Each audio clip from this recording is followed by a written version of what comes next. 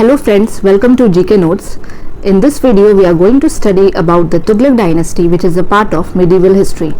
आप सबका बहुत स्वागत है GK Notes पर।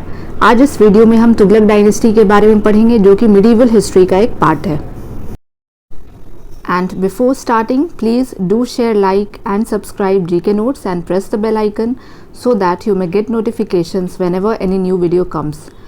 अगर आप इस चैनल पे नए हैं और अगर आपको इसका कंटेंट अच्छा लगता है तो प्लीज़ चैनल को सब्सक्राइब करें एंड दोस्तों के साथ शेयर करें एंड इस वीडियो को लाइक करें और बेल आइकन को प्रेस करें ताकि आपको नोटिफिकेशंस मिलता रहे जब भी न्यू वीडियोज़ आएँ. And now you can also join GK Notes on Telegram and the link has been given in the description box of this video and I have also pinned it in the comment section. तो GK Notes को Telegram पर भी follow करें, उसका link इस video के description box में है और कमेंट सेक्शन में भी पिन्ड है, वहाँ भी आपको सारे नोटिफिकेशंस मिलते रहेंगे. Now coming to question number 1, name the founder of Tughlaq dynasty. The answer is Ghiyasuddin Tughlaq. Tughlaq dynasty के संस्थापक कौन थे? तो इसका आंसर है घियासुद्दीन तुगलक. तुगलक डायनेस्टी के संस्थापक थे. Question number 2, who succeeded Ghiyasuddin Tughlaq? The answer is Ghiyasuddin Tughlaq died in an accident and he was succeeded by his son Jana under the title Muhammad bin Tughlaq. तो घियासुद्दीन तुगलक के बाद कौन राजा बना? तो घियासुद्दीन तुगलक की मृत्यु एक एक्सीडेंट में हुई थी और उसके बाद उसका बेटा जॉना राजा बना और उसका टाइटल हुआ बाद में Muhammad bin Tughlaq.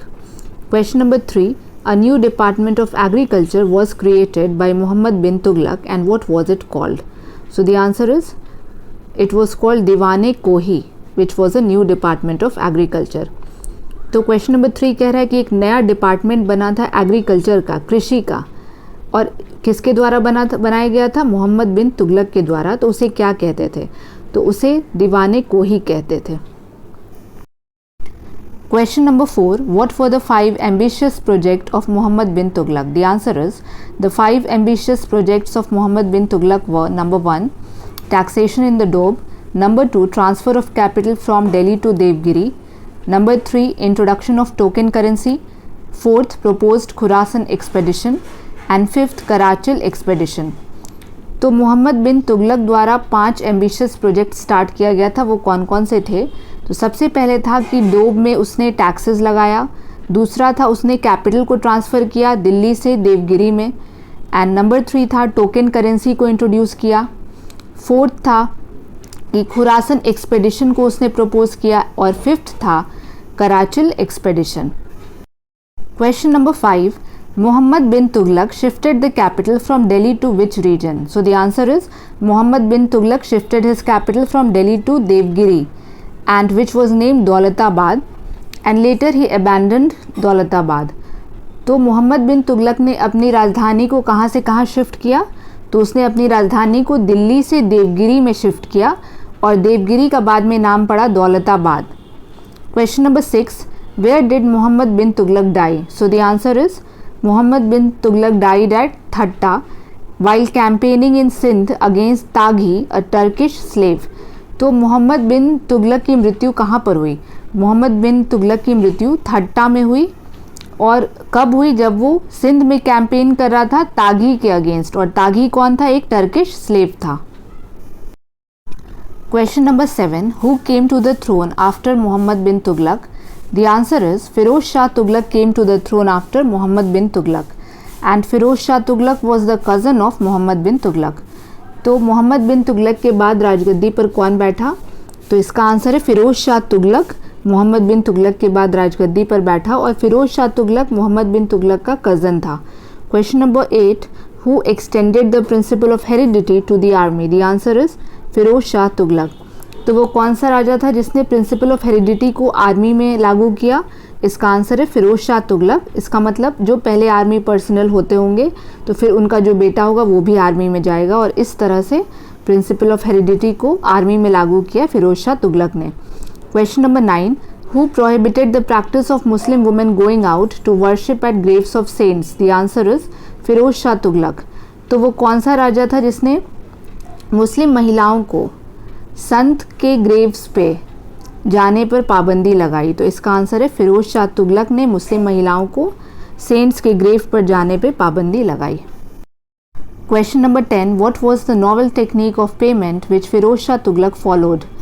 So the answer is Firoz Shah Tughlaq followed a novel technique of payment and it was called Wajeha, and it means that soldiers were not paid in cash but by assignments on land revenue of villages.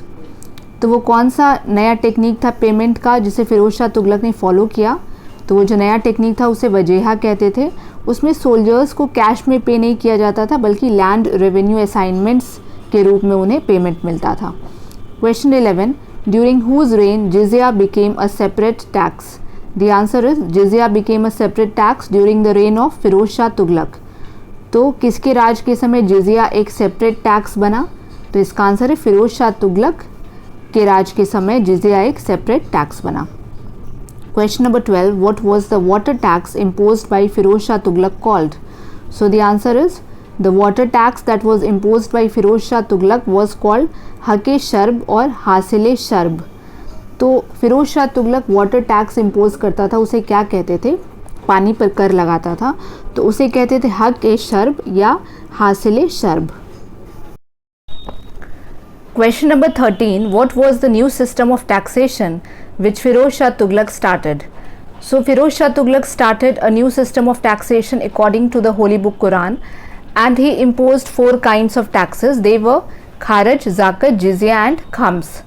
So number 1 is Kharaj, and it was a type of land tax, and in this 1/10 of the produce of land was taken as tax. Second one is Zakat, which is a kind of property tax in which 2% tax was imposed on the property. And third one is Jizya, which was imposed on non-Muslims. And fourth is Khams, in which 1/5 of the booty captured during war was taken as tax. तो जो new system of taxation था फिरोज शाह तुगलक ने start किया था वो क्या था? तो फिरोज शाह तुगलक ने एक new system of taxation start किया जो कि होली बुक कुरान पे बेस्ड था, एंड 4 काइंड्स ऑफ टैक्सेस को उसने इंट्रोड्यूस किया। पहला था खारज, जो एक तरह का लैंड टैक्स था। इसमें जो लैंड प्रोड्यूस था उसका 1/10 प्रोड्यूस को टैक्स के रूप में लिया जाता था। एंड सेकेंड वन इज़ जाकत, जो कि एक तरह का प्रॉपर्टी टैक्स था जिसमें 2% टैक्स इम्पोज किया जाता था प्रॉपर्टी पर।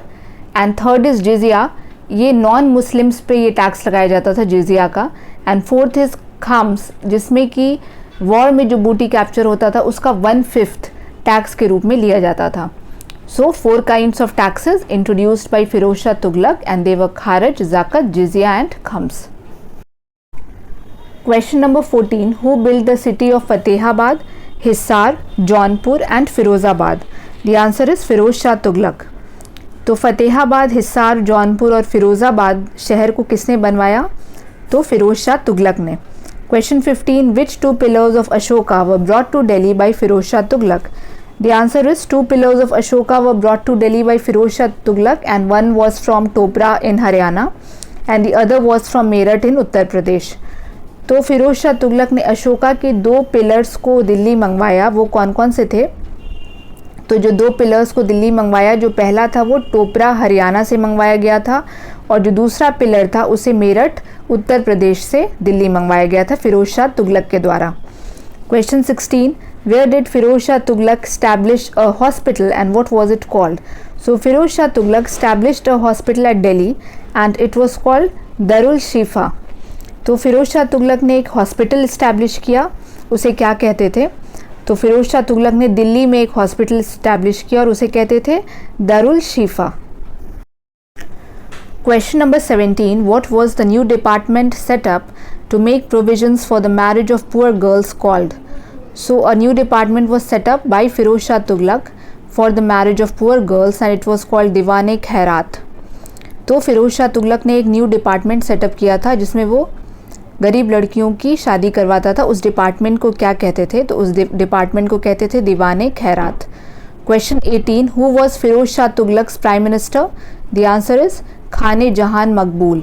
तो फिरोज शाह तुगलक के प्राइम मिनिस्टर का क्या नाम था? तो फिरोज शाह तुगलक के प्राइम मिनिस्टर का नाम था खाने जहान मकबूल। Question 19. Who was the descendant of Genghis Khan? The answer is Turkish chief and cruel conqueror Timur the Lame of Mongolia was the descendant of Genghis Khan. तो चेंगीज़ खान का डिसेंडेंट कौन था? तिमूर द लेम मंगोलिया का एक Turkish chief था और बहुत ही cruel था। वो चेंगिस खान का डिसेंडेंट था। Question number 20, when did Timur the lame invade India? The answer is Timur the Lame invaded India in 1398 AD during the reign of Muhammad Shah Tughlaq, and Muhammad Shah Tughlaq was the last ruler of Tughlaq dynasty. And then Timur returned to Central Asia, leaving a nominee named Khizr Khan to rule Punjab. तो Timur the लेम ने India पर कब आक्रमण किया? तो 1398 AD में Timur the लेम ने India पर आक्रमण किया और उस समय राजा था मोहम्मद शाह तुगलक, और मोहम्मद शाह तुगलक तुगलक डायनेस्टी का अंतिम राजा था। उसके बाद Timur the lame central Asia लौट गया और अपनी नॉमिनी खिज़्र खान को यहाँ पे छोड़ गया पंजाब पर रूल करने के लिए। Now you can also watch all the previous videos of ancient history and medieval history from the playlist which I have created, and the link of the playlist has been given in the description box of this video, and I have also pinned it in the comment section. तो वहाँ से जाके आप सारे previous videos देख सकते हैं और अपना रिविजन कर सकते हैं। Thanks for watching this video, and if you like it then please do share, like and subscribe GK Notes, and have a nice day.